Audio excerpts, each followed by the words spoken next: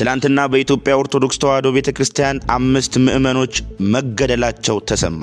ያሳዝናል። በሌላም ዜና በቻይና የሰው አልባ ሄሊኮፕተር የተሳካ የበረራ ሙከራ አድርገዋል። ገና ጉድ እኮ ነው፣ እኛንም እንዳያበሩ። በሌላ ዜና አዲስ ዜና ተሰምቷል። ሊም ዜና በጣም ያስገርማል። ጣሊያን በመጨረሻዎቹ 2 ዓመታት ለ500,000 ሰዎች የሥራ ዕድል ልትሰጥ መሆኑ ተገለጸ።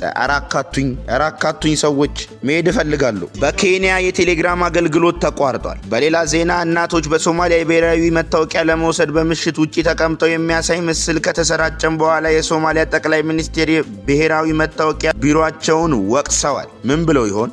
በኢራን ዋና ከተማ ቴሄራን በ2 ሳምንት ውስጥ የመጠጥ ውሃ ሊጠፋ ይችላል ተብሏል። ለምን? በጣም ገራሚውና አሳዛኙና አስደንጋጩ ዜና በሊቢያ ስደተኞች በማሰቃየት ከቤተሰቦቻቸው ብር ያስልክ የነበረ ኤርትራዊ ለፍርድ መቅረቡ ተገለጸ። ስንት ዓመትና ምን ያክል ብር እንደተፈረደበት በዝርዝር እንመለከታለን። ሁላችሁም እንደምታውቁት የፈጣን ዜና ቻናል ቤተሰቦች እና ቤተሰብ ያልሆናችሁ ላይክና ሰብስክራይብ በማድረግ እንዲሁም ቪዲዮ ስንለቅ እንዲደርሳችሁ የደውል ምልክቷን በመጫን አጋሮቻችን ሁኑ።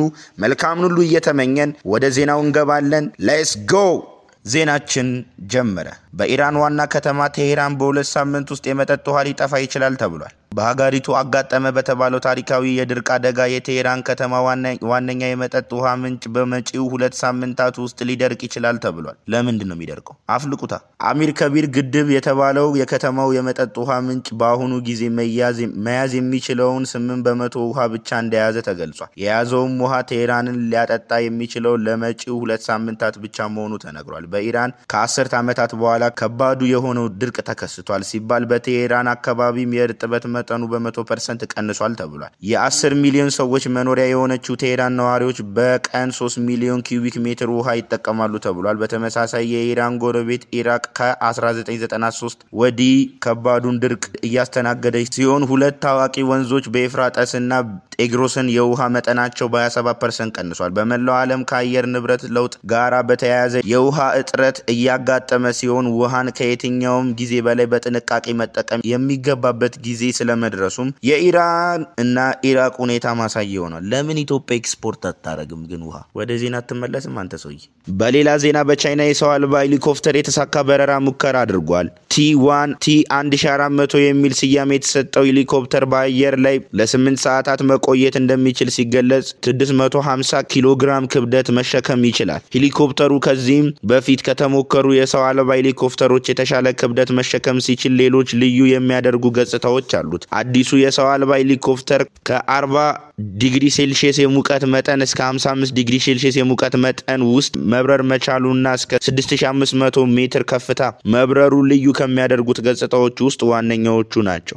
ሄሊኮፕተሩ ሰፊ እርሻ ባላቸው አካባቢዎች ግብርና የማገዝ ሚና ሲኖረው በሎጂስቲክና የአደጋ ስራዎች ላይም አገልግሎት ይሰጣል ተብሎ ይታመናል። ተመንጥቀዋል። ኢትዮጵያ ውስጥ እንደዚህ አይነት ነገር ስሩ ወገን፣ እንተሳሰብተው። ኢትዮጵያ ደህና ነገር ስሩ እስኪ።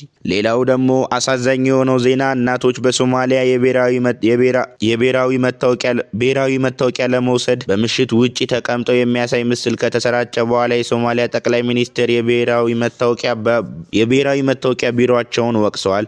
በሞቃዲሾ የብሔራዊ መታወቂያና ምዝገባ ባለስልጣን ቢሮ ውጪ ላይ በምሽት ሴቶች መሬት ላይ ተኝተው የሚያሳይ ምስል በማህበራዊ ሚዲያ ከተሰራጨ በኋላ መነጋገሪያ ሆኗል። ሁኔታውንም ተከትሎ የባለስልጣኑ ዳይሬክተር ሰዎች ተገቢ ባልሆነ ሰዓት በመጉላላታቸው ማዘናቸውን ገልጸው 20,000 ሰዎችን በቀን ለማስተናገድ የሚያስችል አቅም አዳዲስ ምዝገባ ማዕከላትንም በመክፈት መገንባቱንም ገልጿል።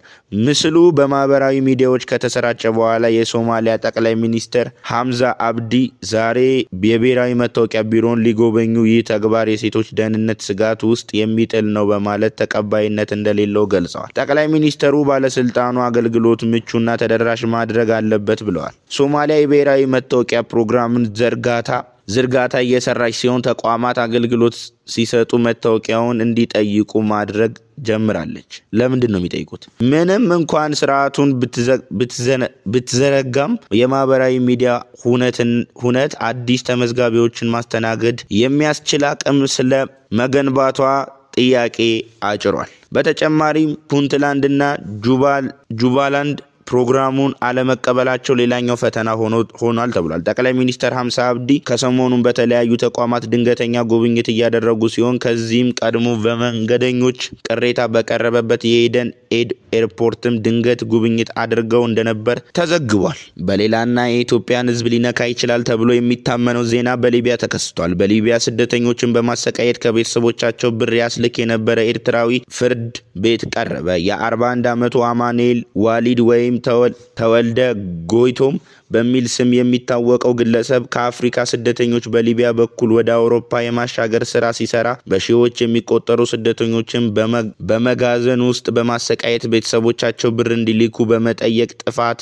ፍርድ ቤት ቀርቧል። ግለሰቡ ፍርድ ቤት የቀረበው በኔዘርላንድ ሲሆን መርማሪዎቹም በመካከለኛ ሜዲትራኒያን ካሉ የሰዎች አዘዋዋሪዎች ውስጥ ዋነኛ አድርገው እንደሚመለከቱት ገልጸዋል። ተከሳሹ እኔ ተወልደ ጎይቶም አይደለሁም ብሎ ሲክድ ሌላ ስምና የትውልድ ቀን ቀድሞ የነበረውን ችሎት መስጠቱም ተዘግቧል። ፍርድ ቤቱ 200 የሚሆኑ ተጠቂዎች ተወልደ ጎይቶም እንደሆንክ ተናግረው አንተ ለምን አይደለሁም ትላለህ ቢሉትም ዝምታን መርጧል። ምን አይነት ዝጋታም ነው? አያወራም እንዴ? በተጨማሪም ጠበቆች ጉዳዩ ከኔዘርላንድ ጋራ ስለማይገናኝ ፍርድ ቤቱ ጉዳዩን መመልከት አይችልም ቢሉም ፍርድ ቤቱ ጥያቄውን አልተቀበለም። ተከሳሹ በ2021 በኢትዮጵያ የ18 ዓመት እስር ከተፈረደበት በኋላ በ2022 ኔዘርላንድስ ተላልፎ የተሰጠ ሲሆን የፍርድ ቤቱ ክስ እስከ ፈረንጆቹ ህዳር 26 ከቀጠለ በኋላ ውሳኔ እንደሚሰጥበት ተገልጿል። መፈረድ አለበት የለበትም? አትጨቃጨቁ። እንግዲህ ውሳኔውን ራሱ ኔዘርላንድ ይሰጣል። ጋዳፊ በግጭቱ ከተወገዱ በኋላ መንግስት አልባ የሆነችው ሊቢያ የህገወጥ ስደተኞች መዳረሻ ስትሆን በርካቶችም የህይወት መስዋዕትነት የከፈሉበት ጉዞ አድርገዋል። በኔትወርክ የተሳሰሩ ደላሎች ስደተኞችን በመያዝና በማሰቃየት በብር እንደሚደራደሩ በተደጋጋሚ መዘገቡ ይታወሳል። በሌላ ዜና እና ደግሞ በጣም ያስገረመኝ ዜና ጣሊያን በመጪዎቹ 2 ዓመታት ለ500,000 ሰዎች የሥራ ፍቃድ ልትሰጥ ነው። ራስ ገቡኝ ጣሊያን። እስኪ በጣሊያን ዝም ብዬ እንደው ባያት ደስ ይለኛል። ብገባም ደስ ይለኛል፣ ብኖርም ደስ ይለኛል። ደስ ካላችሁ እስኪ ደስ ይለኛል ብላችሁ ኮሜንት ላይ ጻፉ። የጣሊያን መንግስት ከ2026 እስከ 2028 ባለው ጊዜ ከአውሮፓ ህብረት አባል ሀገራት ውጪ 500,000 የሥራ ፍቃዶችን ለመስጠት ማቀዱ ተዘግቧል። ተጨማሪ ብለንሻል። ይገርማል እኮ እንዲህ አይነትም ሀገር አለ። ይህም በተለይ በኮንስትራክሽን ዘርፍ ያጋጠማትን የሰው ኃይል እጥረት ለመሙላት ያቀደችው ስለመሆኑ ተገልጿል። የጣሊያን ዜጎች ጉልበት ተኮር በሆኑ ስራዎች የመሰማራት ፍላጎት ስለሌላቸው ድርጅት ከሰራተኛ እጦት መፈተናቸው ተናግሯል። ሌላው የእድሜ መጨመር የጣሊያን ስራ ገበያ እየረበሸ ሲሆን ከ3 የጣሊያን ድርጅቶች ውስጥ አንዱ ከአውሮፓ ህብረት ውጪ ሰራተኞችን በቀጣዩ ዓመት በማምጣት ያለውን ክፍተት መሙላት እንደሚፈልግ ተገልጿል። በተጨማሪም ሰነድ አልባ ሰራተኞች ወደ ህጋዊ መስመር ማስገባት ይገባል ተብሏል። ብለናል። እንግዲህ ሞክሩ። አላህ እግዚአብሔር ይርዳችሁ። ሌላው ደግሞ ያሳቀኝና የገረመኝ ዜና በኬንያ የቴሌግራም አገልግሎት ተቋረጠ። እሺ ለምን?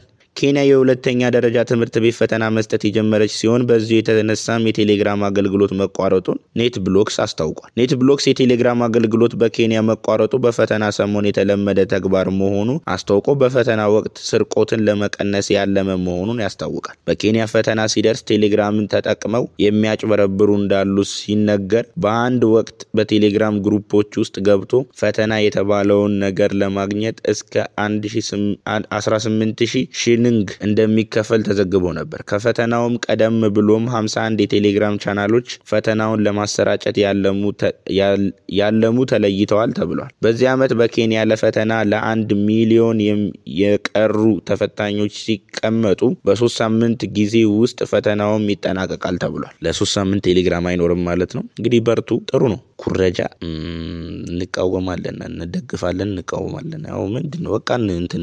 በመጨረሻምና አሳዛኙ ዜና የኢትዮጵያ ኦርቶዶክስ ተዋሕዶ ቤተክርስቲያን ትላንትና 5 ምዕመኖች ተገለውብኛል አለች። በአርሲ መርቲ ወረዳ የሚኖሩ 5 ኦርቶዶክሳውያን ተገለው 3 ምዕመኖች ታግተው ተወስደዋል ነው ያለችው። ግድያውና እገታው የተፈጸመው በትናንትናው ዕለት ጥቅምት 24 ቀን 2018 ዓ.ም ከቀኑ 6 ሰዓት ጎዳ ቀበሌ ነው።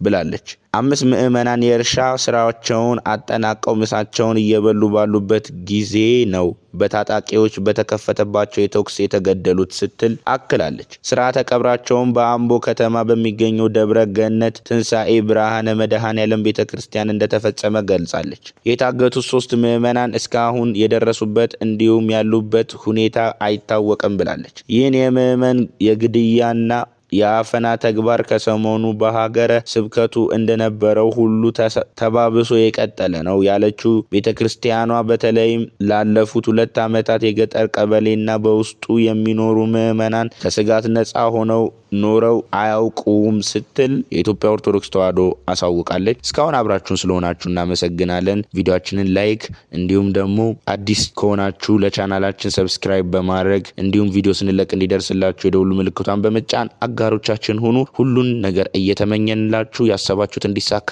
እየተመኘን እስከ ነገ መልካም ነገ